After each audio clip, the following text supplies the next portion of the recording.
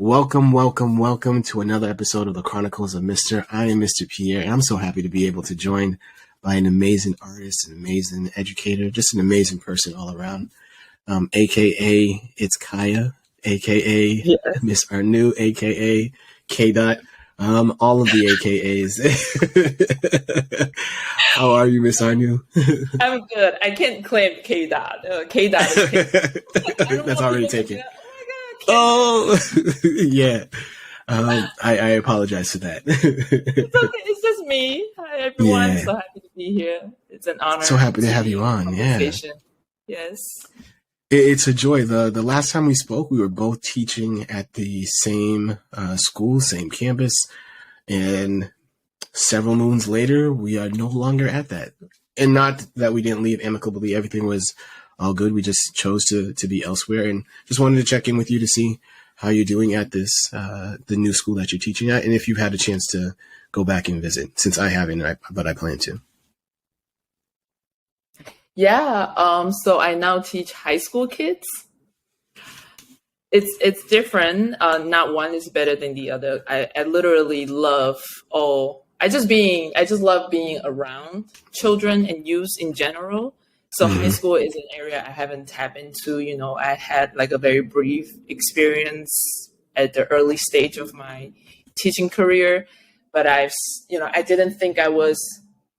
I feel like it requires a certain level of maturity to be able to teach high school kids. And I feel like I was so close to that age when I first started. So I didn't want to teach that age group. But going back to teach high school, being around older children, it's very interesting. Definitely show me different perspective. But I'm able to make, immediate connection because I have family members who are around that age group. My stepson just graduated high school 2 years ago. My nephew, so they're around that age group. So it makes me feel like I can kind of use my experience with them to connect with my students in that way. Nice. Excellent. And you're still teaching art? Yes.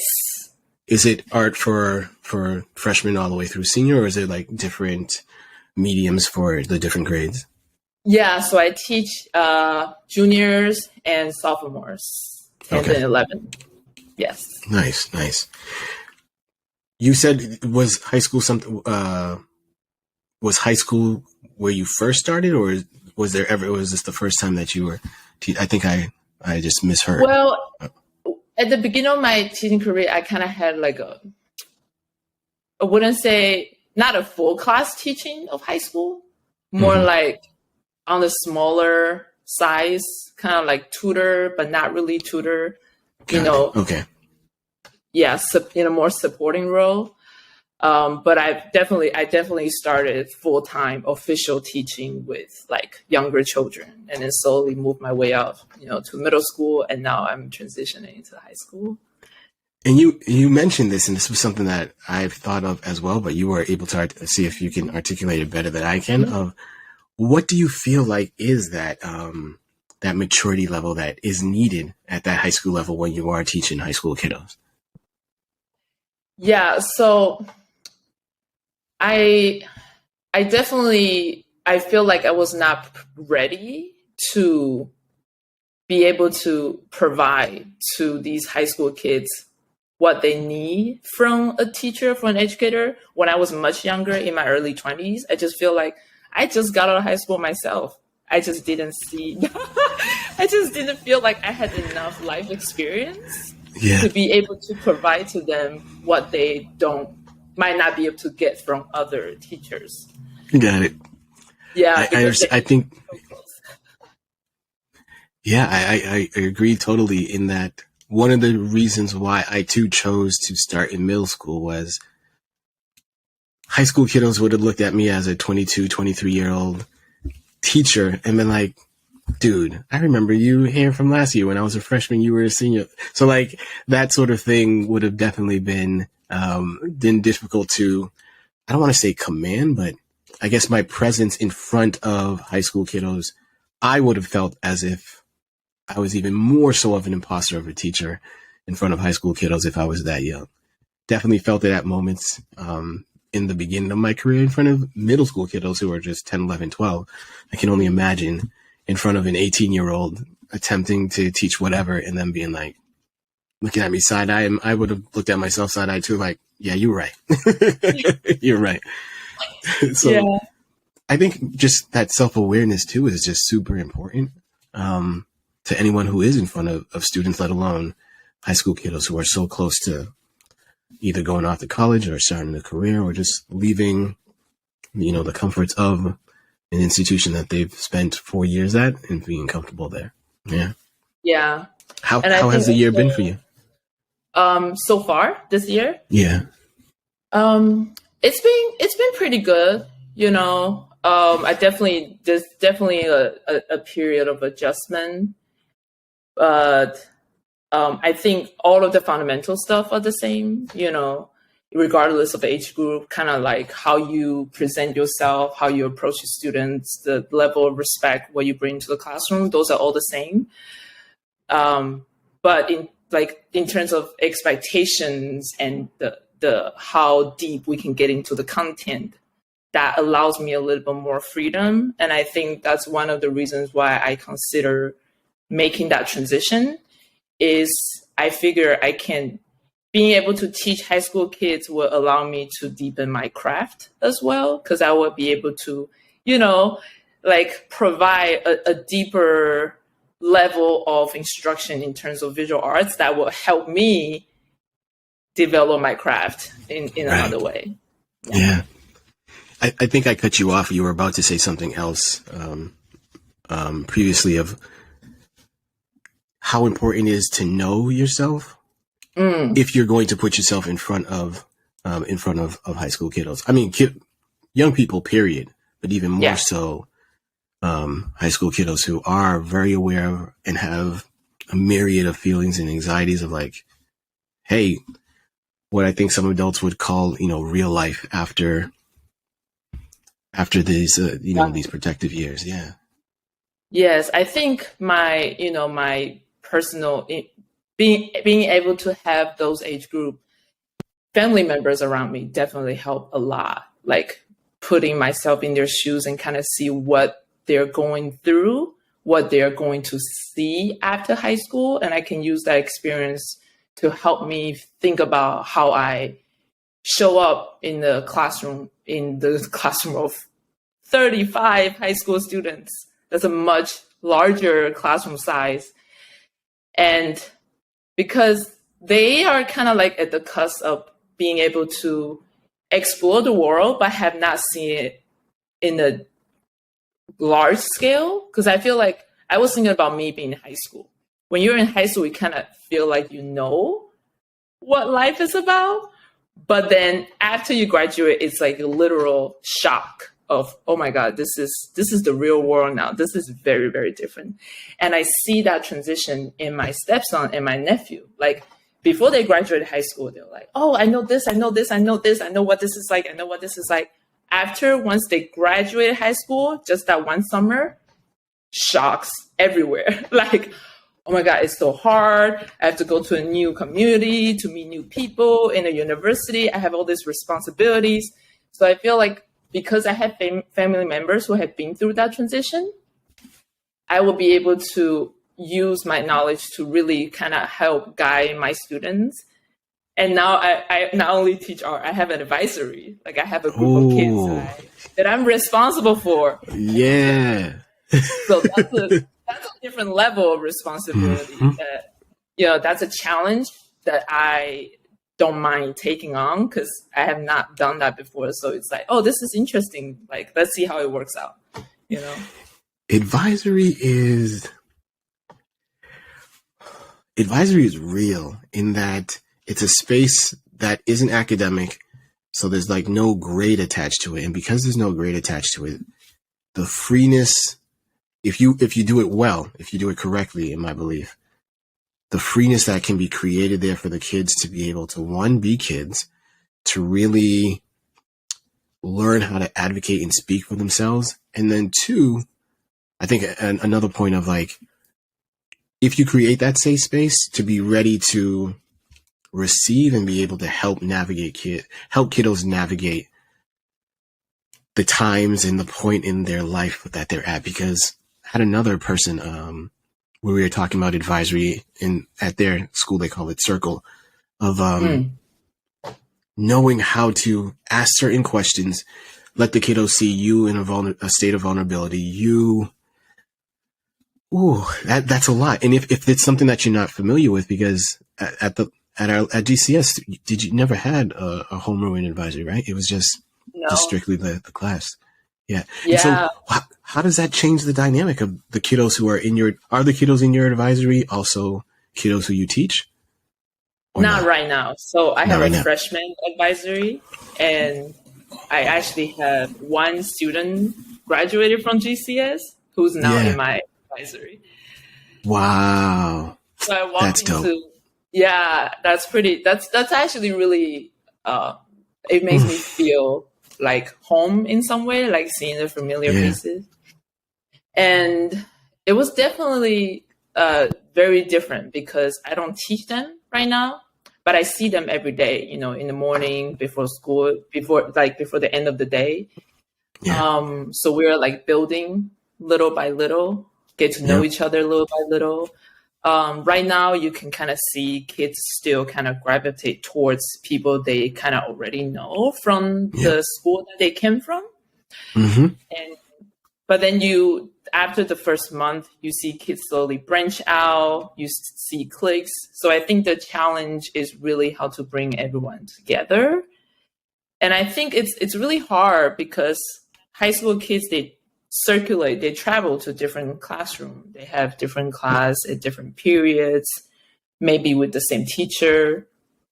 So it makes it hard to build that solid community in one space setting. So that would take some time. Yeah. But we're working on that. I will say though, when you are able to create those bonds with kiddos where it's strictly like, what are you into? What are you listening to? What are you watching? What are you reading? What do you like to draw? And there's no like grade attached to it. When that kiddo does eventually come into your class as a student where there will be a grade, it is so much easier. At least I found that for myself, of going to the lower grades, knowing that a person has a sibling, like reaching out to them, introducing myself, taking pictures, drawing stuff, creating that relationship so that by the time they are in my classroom as a middle schooler, it's like, oh, it's Mr. Pierre. I know him.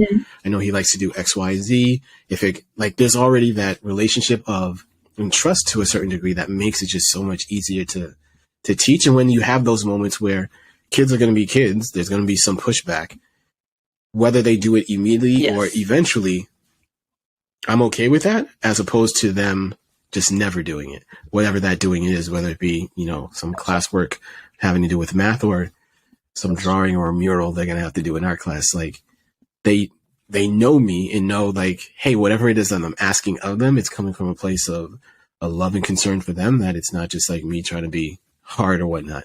So yeah, that's awesome. I'm happy that you've got that. And freshmen. That's true. Yeah, freshmen. Yeah.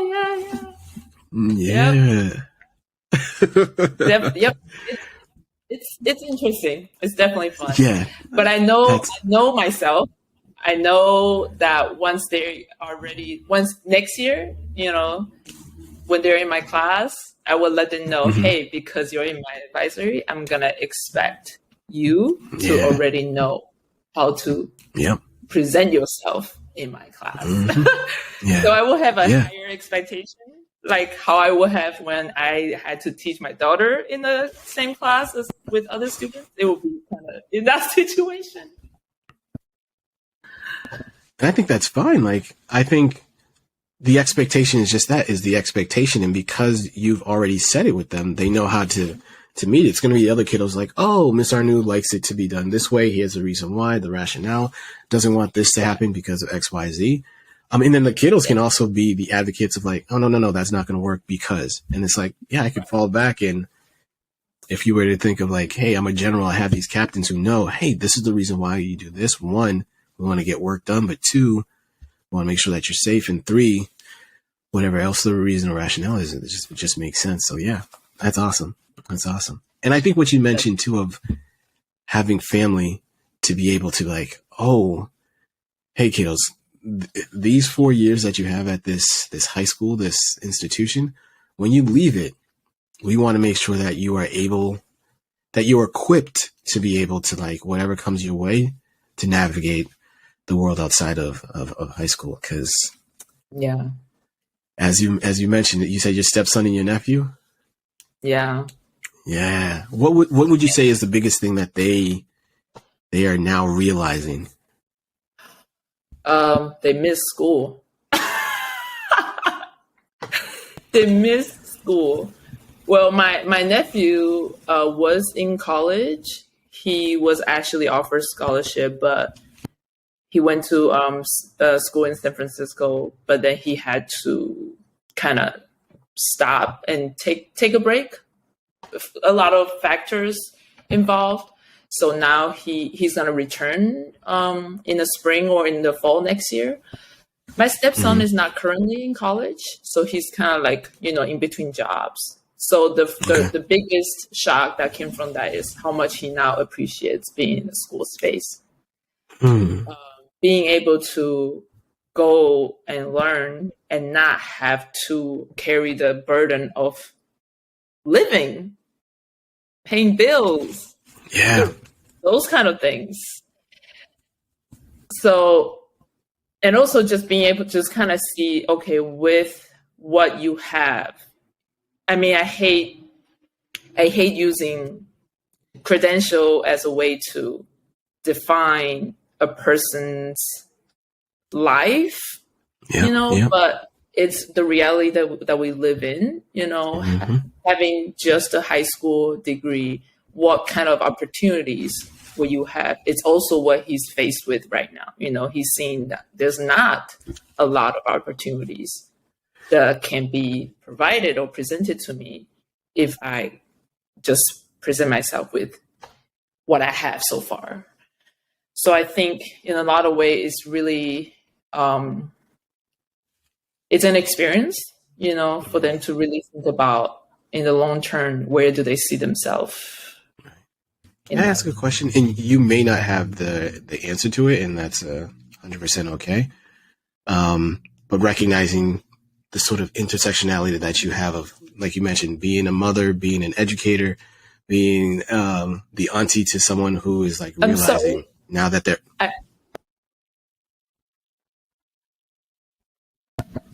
Certainly, I think it's just the connection my was a little went off, so you were kind of going in and out. Okay. How about now? No. Okay. Wanted to ask, you have this great intersection of being mom, being educator, being auntie, and seeing firsthand folks who are experiencing the realities of like after school. Mm-hmm. Do you feel as if, or do you know if your high school is preparing kiddos for, if they're choosing not to go to university or not to go to school, like for them to be able to acquire certain, maybe a trade? Mm-hmm. That we've been at this long enough to know that college and university is not for everyone, and that's okay. Mm-hmm. But however, yes, a lot of times it's like, that's the only lane or option that kiddos are being given, and wanting to know, are there other options being offered at your high school? Because me as a middle school teacher from the campus that we were coming from, it's like, yeah, college is an option, but I also told the kiddos, like, it's not the only option. If you know you really like cars and you want to be a mechanic, great. There are certain things that you can do while you're in high school so that when you're graduating from high school, you don't need a degree, but there are certain certifications that you can then go after. Or if it's maybe a technician or a plumber, we need plumbers. we need mechanics. We need folks who are in these trades. But it seems like of lately, the only thing that I'm hearing is being, got to go to university. And some kiddos are like, I don't want to, but because that's the only thing I've been told, I'm going to go rack up all this debt and then leave and not really know what it is that they want to do. So I think my question is like, now that you're in a high school space, like, are there things being done or being offered to high school kiddos to know that it's not just only university and college, but there are other avenues and things that kids can do.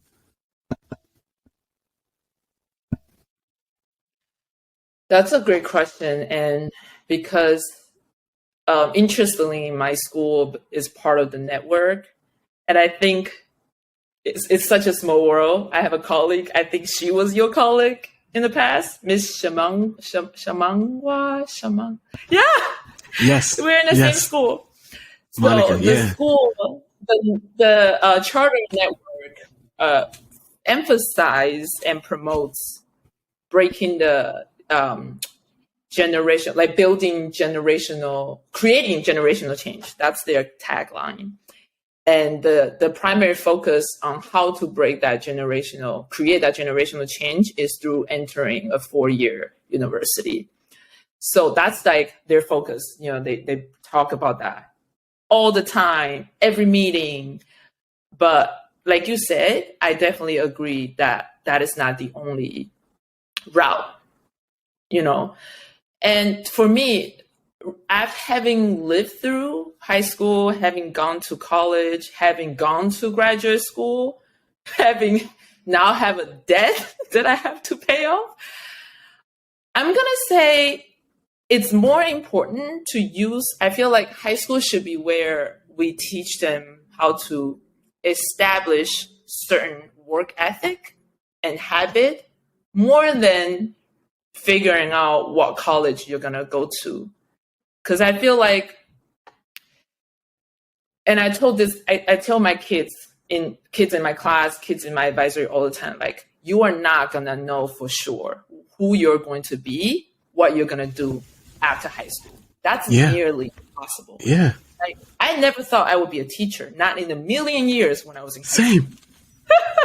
Never. Yeah. So if you are expected to know exactly what you're going to do now, that's a lie. They're telling you a lie. It's impossible.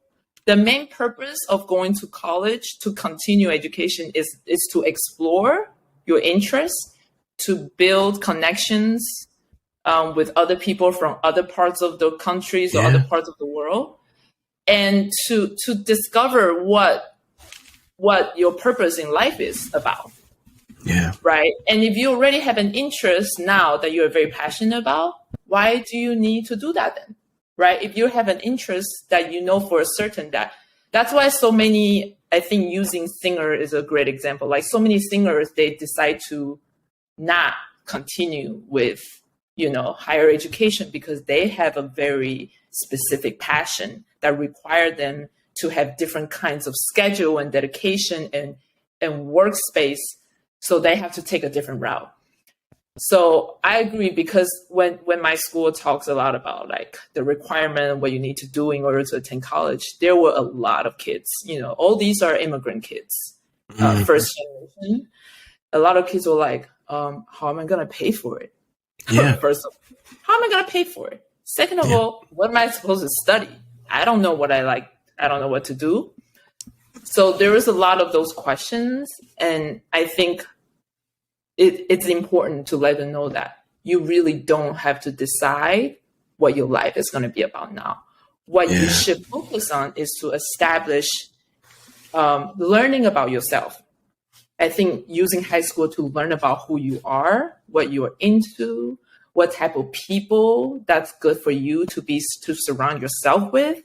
I think that's more important than like deciding what school you're going to go to. Because I would say when I was in my second and last year in high school, I purposely cut ties with certain groups of friends because I learned about myself. Like, you know what? I actually don't feel as comfortable with these group of people. I feel more comfortable with other groups of people. They're more like my people. And that changed everything. From that point on. So I think schools should be able to offer more insight on that. But once again, I feel like a lot of times we focus on production. Yeah. And we became these caseloads that we have to, like the check mark. Okay, this student goes to college. I was at a charter where I was at a charter where that was like the focus of just like getting like, so they could have numbers to say, I felt, and let me speak, I felt as if it was just to be able to acquire numbers to say, hey, 99% of our high school seniors graduated and went to college. How many of those 99% completed 4 years, didn't walk out, or one completed the 4 years, felt as if like they were prepared for those 4 years, prepared for like the first year of college, knew how to navigate, how to advocate for themselves, how we're able to articulate to a professor like, hey, this is what's going on with my life. I'm not asking for, these ginormous concessions, but could this be done? Can this be, to be able to know how to like have that interaction rather than know like, hey, I can't walk up to a professor because every teacher that I've had it's been their way or no way. And so we don't teach our kids how to advocate, or we say advocate, but then when they do, they get shut down. But like, there's so many students who, like you mentioned, know what they're passionate about, whether it be ice skating, figure skating, like, all right, this is what I want to do. If it's singing, this is how I want to go about doing it. If it's making music, this is how I want to do it. If it's art, you don't need to go to a 4 years university or college, acquire all this debt. And like you mentioned, if you're a first gener like myself, it's like, I don't have anyone who's done this. I don't know how to navigate this. And if there isn't a person like walking me through it of like, hey, beware of this, beware of that. This is offered, but it's not the best choice for you because ... Or, hey, these are some things to consider. You can make the decision for yourself. Then they walk into these situations where it's just like they were not ready for it. And and then ultimately they don't stay there. And then they're left with a ginormous debt. And even if the debt to someone else doesn't seem ginormous, if you have nothing or very little, anything that you have to give up that's not going to come back with some sort of, ROI, then it's like, yeah, it is a waste. It is a load that they have to carry. So yeah, it's just something now that you're in high school. Yeah. Yeah. And I'm just thinking about my nephew's experience because I was, he was sharing with me, like, he is one of the hardest working students I've ever seen. During COVID, when there was virtual school, he would type essays on his phone, like 3,000 word essay on his phone. And I'm just like, man, this kid works hard. And he worked so hard to get the scholarship to go to the school, expensive university in San Francisco. And then when he got there, the obstacles that he had to overcome is he realized that in his major, he is one of the only Black boy in the entire major. Yeah. Not only that, a lot of the students there are affluent East Asian students who came from neighborhoods and communities where they had a huge amount of resources that will advance them in that particular major, like mathematics or coding, right? So he was like, I feel so stupid. He would tell me things like, I feel so stupid. Like all these kids, they started learning coding since they were in second grade. I had no idea. I came in with a old raggedy laptop and they all came in with a MacBook. So he was just like sharing these with me. And that really kind of brought down his confidence. Yeah. And that was a huge challenge for him. And that was something he did not expect to see, because that's also something we sometimes don't really talk about, like the type of transition that's not just workload, like from high school to college, but social elements, the disparity that you see coming from where you come from versus being in the same space with other people coming from different background. How do you navigate that? That's really hard. That's tough. I'm sorry to hear that from him. Thank you. But it is the reality of, it's not merely, can I pay for this? It's also one of, do you feel as if you have a community around you that's going to support you so that when there's a mistake made, like you're free to make that mistake. Like to know that you can go to college and if you flunk a class, that it's not the end of the world. But for some, it's like, I have to pass this because I don't have the funds to take this a second time. nor do I have the funds and the time to not get this right the first time, knowing that, hey, this is 4 years. In 4 years, I need to get out so that I can start paying back these loans that I've taken out to be here. And that means I have to acquire a job, and that if I'm going to acquire, like, all these things that come into play, that for others, it's like you mentioned, I have just my old laptop, and you're coming in with your new PC because you can't afford it. So that's one less thing that you're thinking about. Whereas me, yeah, they gotta worry about them, worry about those things. Ooh, Yeah. that's also like, so do you know how your nephew is then getting like the support he needs in order to continue? Because you mentioned it's up in San Francisco, or is he getting it? Yeah, so he actually had to he decided to not continue with that school. Okay. You know, he also talked about how he kind of experienced more specifically an anti-blackness culture, Mm-hmm. you know. So he decided to return back to New York, and he's going to continue his school Education there. Education there. Yeah. Got it. But I think several things he tried to find a community. You know, he tried to join the Black Student Association or stuff like that. But he just mentioned because of the specific community that he came from Mm-hmm. is so different from the community that's in that particular school. So he just didn't feel like he fit in. And sometimes that happens. You know, sometimes you go to school that doesn't feel like there's part of you. Yeah. And it's okay to switch schools. You know, it happens. People do it all the time. That's why we switch jobs. Yeah. You ain't lying. You ain't lying. You could be somewhere where the majority or even the minority of folks, you know, really support you. But if you feel like, hey, yesterday's price is not today's price, that's something that I can no longer pay, and therefore I'm going to go elsewhere, somewhere where it's not going to be that, where you will be lauded, you will be cured, you will be nurtured so that you can flourish. And yeah, that's something that we got to help our young people see as well too, of like, just because you got into a spot doesn't mean you can't leave that spot. And that's not a bad thing. Like, you don't need to sacrifice yourself to be somewhere, or at the expense of yourself to continue being someplace. So if your nephew feels like, you know what, that wasn't for him, you know, kudos to him for recognizing that at such a young age, to know that him going back or somewhere where he would be in a space where he is appreciated and lifted up. Yeah, good for him. Yeah, I hope he does well. We're rooting for him. Yeah. What are you doing at the moment, knowing that you're in a new space? How are you able to connect with others? Has that been difficult for you?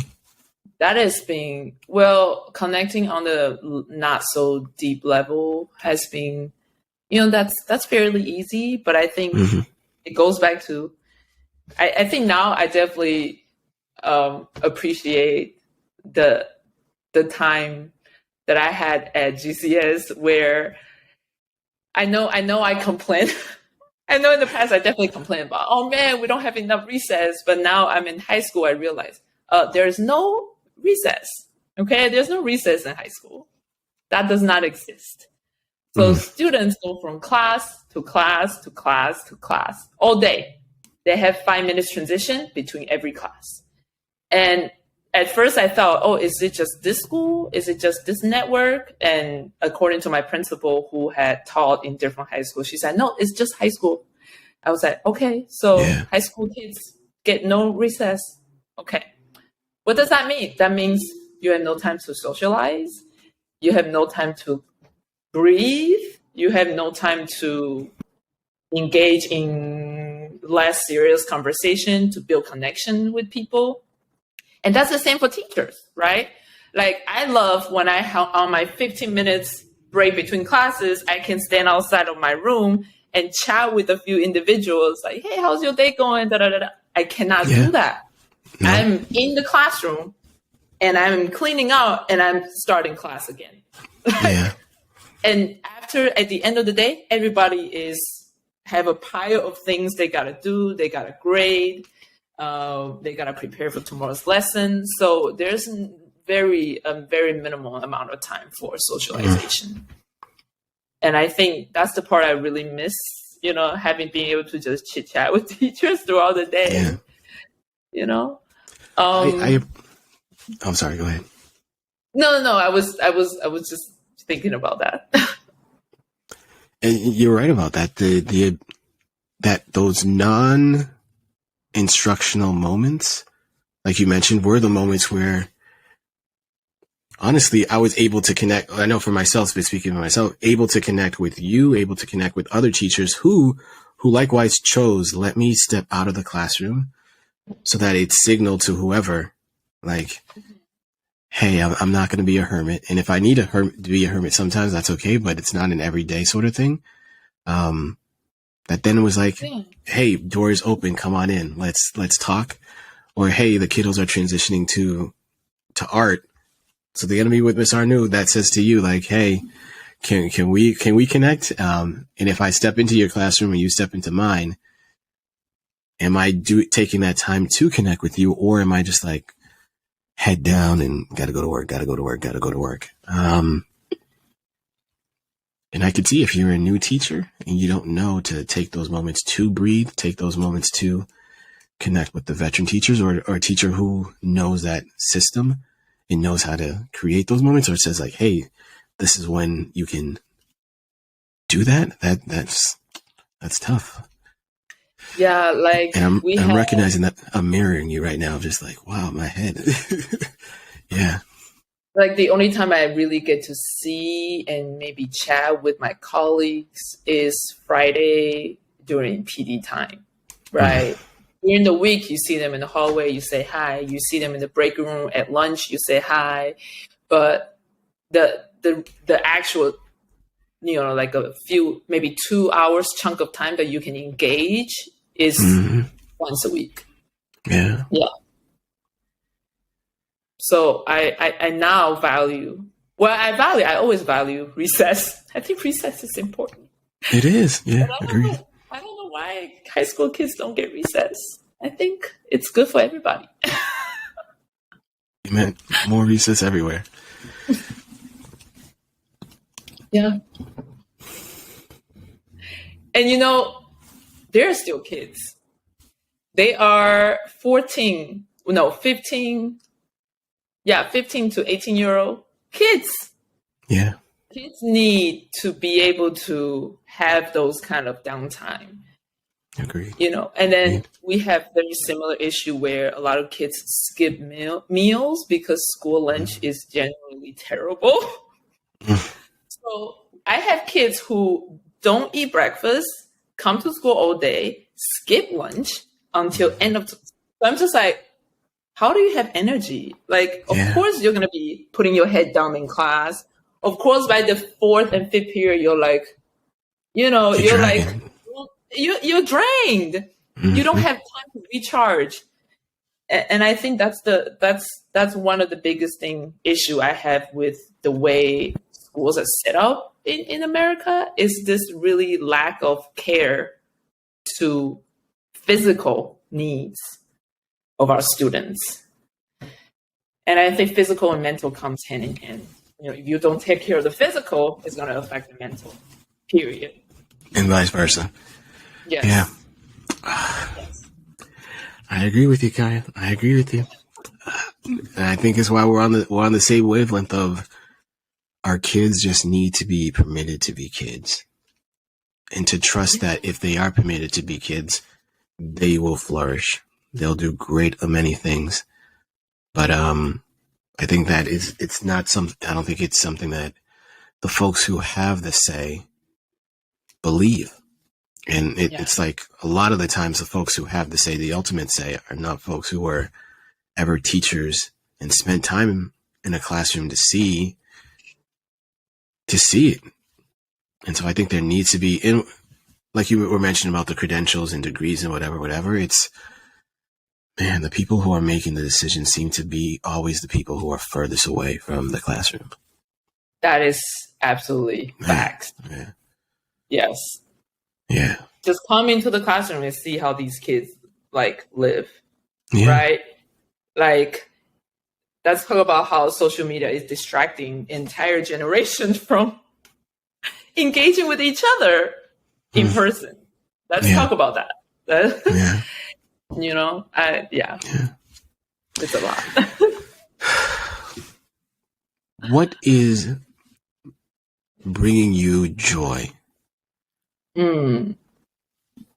Because we as educators, there's just so many things that could potentially bring us down. But if we're not taking some moments to intentionally know, like, hey, there are a lot of things that stink, but there are some things that are great. Let me acknowledge the things that are great. What's bringing you joy or bringing you happiness or peace right now? Absolutely. Thank you for that question. Anytime, what makes me feel the like joy is to see kids take pride in something and see them being able to just show a little bit of themselves in the work they do. That really, that makes me feel like, okay, I have a purpose here. Like I've done something right. And like, I think I see that, you know, when I started teaching this year, I had to, because last year they had a very inconsistent year, particularly with my subject. They had a long sub all year. They didn't really have consistent visual arts instruction. So I kind of had to come in to clean up, right? So when I had to come in to clean up, I had to kind of start with the very fundamental stuff in terms of lessons. So I started with these skills and technique, and I transitioned into content and theme, like what is it that you're going to create? And when I made that transition into what is it that you're going to create, what story you're going to tell, that's when I start see them give me more of themselves. They start to show me more about who they are, their personality, their life story. And I learned so much about these students from that process. And when they're able to do that, I feel like this is what I'm here for. Like, yes, I'm here to give you this knowledge, but I'm also here to give you space where you can use this knowledge that you just learned to navigate the world and tell me who you are, what you are about. Awesome. So when the students are able to take pride in doing something, like I had one of these kids, he taught me about this Mexican TV character. So he wanted to create this piece of artwork around this famous Mexican TV character that everybody knows. Like anybody who's Mexican knows who this person is. You know, he's like this is so-and-so. Like if you ask any Mexican person, they will tell you so-and-so. So he would tell me like what the show is about, and he would be so proud. And he's one of those problematic student who constantly gets in trouble. He's always in detention, but he worked so hard to complete that project. And he would come to my office hour in after school, and he would take so much time just to draw that character. And I'm just like, yo, no matter what turns out, even if you don't complete, you get an A+ right away. Because I see you put in the work. Like I see you put in the work, you know, and he took so much pride in that. And that just made me feel like, yes, that's it. This is all I need. This is all I need. That's awesome. That's awesome. And for that kiddo to feel safe enough to open up, to let all that out, to let you see that and allow you to then also like pour into that as well is a blessing. Kudos to you. I don't know who the kid is, but I'm hoping they're able to get it done. And yeah, the smile on your face is saying it all. So yeah, great job to them. Great job to them. That's awesome. At some point, the other teacher that you mentioned, she'll be on the podcast as well. Cause yeah, it's a small world. It's a small world of knowing somebody who knows somebody. Yeah. Man, now That's funny because how we found out is she was like, wait, you know Uli? I was like, yeah. And she said, oh, because I see your name on his podcast. And I was like, wait, is this the same Kaya? So we just like, oh, okay, we know the same person. Nice. Awesome. Yeah, she'll be on the podcast in the future too. Yeah, so folks, what I am taking from this conversation with the fabulous Miss Arnoux is there are moments of joy that are going to be created between you and your kiddos. But also what I'm hearing is, particularly for high school kiddos, we got to get them ready for life after high school. And that doesn't always mean going to college. It means being prepared for what they're going to encounter there. And for our Black and brown kiddos, knowing that if you're going to go attend a PWI, a predominantly white institution, like, you're not going to always be received with open arms. And if you need to leave, that's okay. And if you're a person who's like, hey, I want to stick it out and I want to institute some changes, that's great as well. But to know that you have that, or knowing that you have the tools to be able to operate in that space is super important. And I think finally too, also part of the conversation of university may not be for everyone. Yeah. And another thing sometimes I struggle to be in that conversation because I want to be able to articulate well, but sometimes I don't know how to, is when I hear kids talk about the purpose of life in general is to make a lot of money, right? Because that's kind of like what our society portrays, what's considered successful. So when I hear statements like that, it makes it, I wanted to share with them, like, really the purpose in life is how you contribute to your immediate community in a positive way. Mm-hmm. Like, you can be the richest man in the world, but all of your money came from doing dirt. Then what is really the purpose there? What good is that? And also, you gotta be happy doing what you do. Like, being able to like you say, find joy in what you do, feel happy, and not do something just because it's what people expected of you or because it makes a lot of money. And I feel like it's so hard to teach that because they don't see that in all these platforms that they are, getting from. Like, they don't see it on social media. This is not what's being portrayed. This is not what's being promoted. What's being promoted is make a lot of money, buy a lot of things, you're successful. You have a big house, you're successful. But if you have a big house and you're the only person living there, what is the point, right? So it's like, I feel like that's the hardest thing that for me to deliver to these kids, what that's about. Yeah. Yeah, it's a tough mission to be on, of showing kiddos something else than what the algorithm is pushing towards them. Yes. And all the things they may have in their heads versus the reality of when you put the screen down and you're interacting with another human being, how important that is. You could have a degree, but if you're a jerk and you don't know how to speak with a person, know how to communicate your thoughts in such a way that it's received, and also knowing that, yeah, just because you know big words, if the other person on the other side of the conversation is just like, all of this is flying over their head, what good is that? And like you mentioned, if I got all the money in the world, but it's earned in such a way that it's because I'm an evil person, then what really is the value of all that, of all of that? So a lot of things to consider. And if you are an educator listening to this, I would love to say that all the answers are going to be provided here on the podcast. They're not. This will give you some tools. We'll talk about a couple of things, but I'm glad to be able to be in this work with people such as yourself and people such as Monica, who are looking to exact some change, even if that can be with one student who's really into this Mexican artist that they know about and want to share it. So, yeah, all the answers are not provided here, but we'll discuss and see if we can come up with some solutions. So, Kaya, thank you so very much for this conversation. It was very much appreciated.